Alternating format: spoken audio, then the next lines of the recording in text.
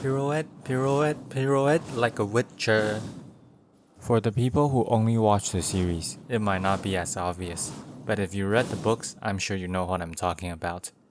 Anyway, that's for another day. Today, we're talking about heavy thrusting swords. Ah, yes, only 4 of them. Finally, a short one. I delayed this video by a day after seeing that Elden Ring is getting its 1.05 update.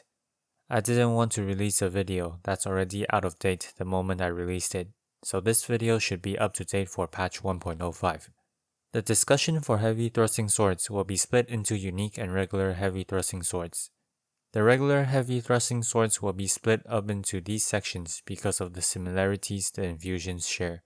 If you want more background information on optimization done in this video, my defense calculation and soft caps guide are linked in the description down below. I also have a Discord server with plenty of information compiled and channels to help answer questions. You can also just come and hang out. Let's start with the weapon ranges. The 2 unique heavy thrusting swords are longer than the regular versions, with Stitcher slightly longer than the EP. Let's move on to the AR of each infusion. Now, my longtime viewers are going to say, wait a minute, correct. Don't you do weapon movesets? What's going on? Why are we skipping the different movesets? It'll make a lot more sense and make the conclusion flow much better if we do it the other way around this time. I didn't forget about the weapon movesets. Just wait and see. The Dragon King's Cragblade is a dexterity scaling weapon, with the free bonus of dealing 30% more damage against dragons and 15% more damage against ancient dragons. It also has an amazingly cool weapon art, the Thundercloud form. The longer you charge this weapon art, the further it goes. I don't think most people are taking full advantage of the ability to freely release this attack. Usually, you see people charge this skill up in order to hit players at a distance. However, you can release this move very early and still retain a large portion of the damage. Therefore, it can actually be used very effectively at close range. Also, while you're in the air, this move has infinite hyper armor, which means that you can't get staggered. The main thing you have to keep in mind for this skill is its very high FP cost of 35, for both the tap and the hold version. The other unique heavy thrusting sword is the Bloody Helice, an amazingly fun weapon to use. Dynast's Finesse is such a fun weapon art. You can use this move to dodge, and then occasionally mix up your moves by using the follow-up attack, which deals hefty damage. The follow-up attack also has another follow-up sequence. Furthermore, it scales the best with Arcane, while also coming with base bleed. With sufficient Arcane investment as shown here, you can easily push your bleed quite high. One thing to note is, I suggest 20 dexterity for this weapon in order to hit the first soft cap for unique weapons. Although the base requirement is 19 dexterity, this final point of dexterity gives high AR for the invested point. As for whether you should go for more dexterity or push Arcane to 80 points after the 56 point Arcane investment, as you can see here, the difference is not large. The Arcane version slightly wins out, because while it is just 5 points of bleed, in terms of percent-wise that is a whole 5% increase, whereas investing into dexterity only increases your AR by 0.5% over the Arcane investment. However, if other parts of your build utilizes things that scale better to dexterity, like say a bleed-infused weapon, you will prefer investing into dexterity rather than going full Arcane. It really depends on your build. Now let's move on to the 2 regular weapons, which I believe people often wonder which is better, the Godskin Stitcher or the Great EP. As shown here, the stat requirements are very slightly different, and the EP is 0.5 weight lighter, which is only at most 1 point of endurance difference, if at all.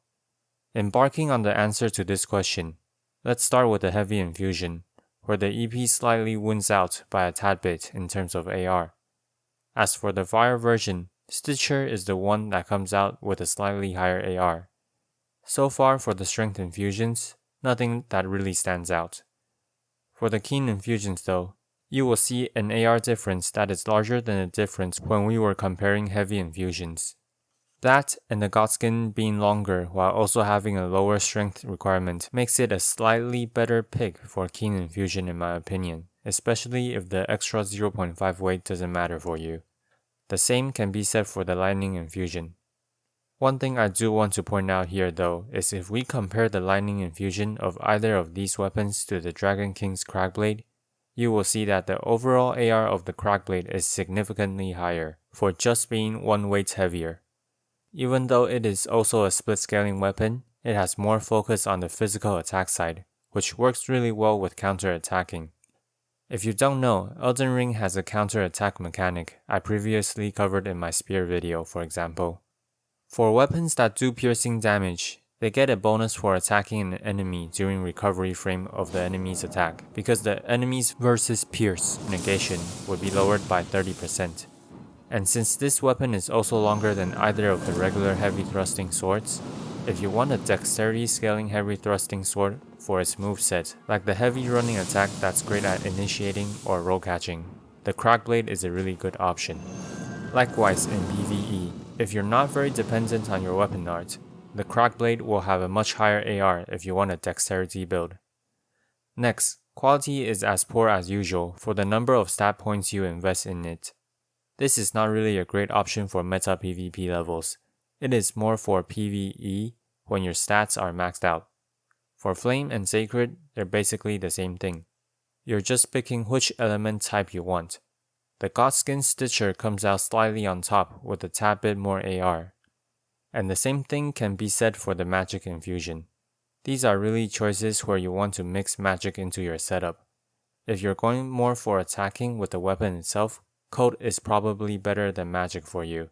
Here you see that the Godskin Stitcher scales equally well to strength and dexterity for Code, Poison, and Blood Infusion. For the next slide, I'll just use dexterity to make it simpler for you.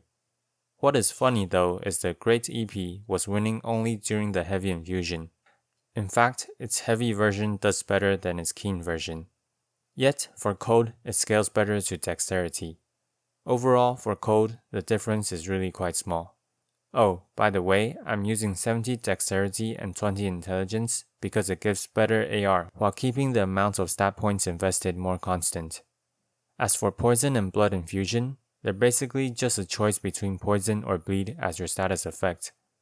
Most of the time, Bleed will work better because you can proc it many times in succession, whereas the effect of Poison takes quite a while to kick in.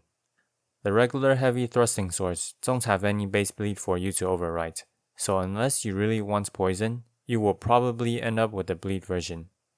And just to prove that it works like the Code versions, the Godskin scales the same to strength or dexterity, while the EP scales better to dexterity. Finally, we have Occult Infusion, which I don't suggest for either one of them normally because Heavy and Keen will win out with equal stat investment, since neither of them has a base status effect that scales with Arcane. Heck, even if you pick the weaker of the two infusions for the weapon, you will still beat the Occult Infusion. An interesting thing is we can compare these Occult Infusions to the Bloody Helice, which basically just has 102 extra points of bleed advantage on either of these heavy thrusting swords, and happens to be the longest heavy thrusting sword as well. Unless you really don't like Dynast Finesse or need a customizable weapon art for your particular build, I definitely suggest the Helice if you're building Arcane. Now that we're done with the AR of these two weapons, it's finally time to do the movesets. And because we've established that the AR of Stitcher and EP is quite similar for many of the infusions, it really comes down to the minute differences you care about and the moveset differences, which is basically which heavy attack you like better. The unique heavy thrusting swords share the same heavy attack chain.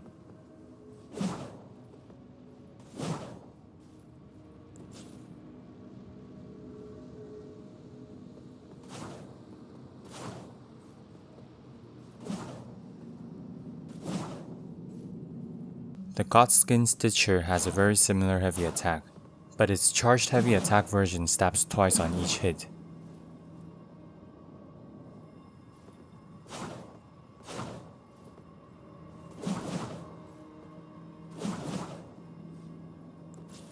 The Great EP's heavy attacks are sideways swings that cover more area with a standard physical attack rather than a piercing physical attack.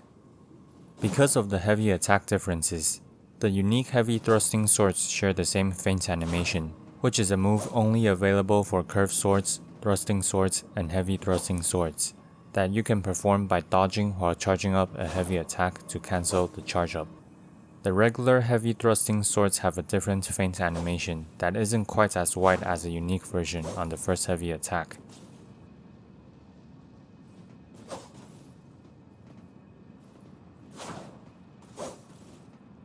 Finally, let's wrap things up with a quick summary. The Dragon King's Cragblade has a unique weapon art that costs high FP. As a lightning-infused heavy thrusting sword for raw AR, it is superior versus the Stitcher and the EP. Bloody Helice also has a unique weapon art, the Dynast's Finesse, which is a weapon art with multiple stages. As an AR stat stick versus the Occult versions of Stitcher or EP, it comes out on top because it has base bleed. The Gothskin Stitcher and the Great EP is really very similar in all aspects. I've presented all the minute differences for you to judge which has the slight edge for your particular build. The biggest difference you might want to take into consideration is their heavy attacks and the way they look. Elden Ring, am I right? If you found this video helpful, like and subscribe for more analytical content. Crite, signing out.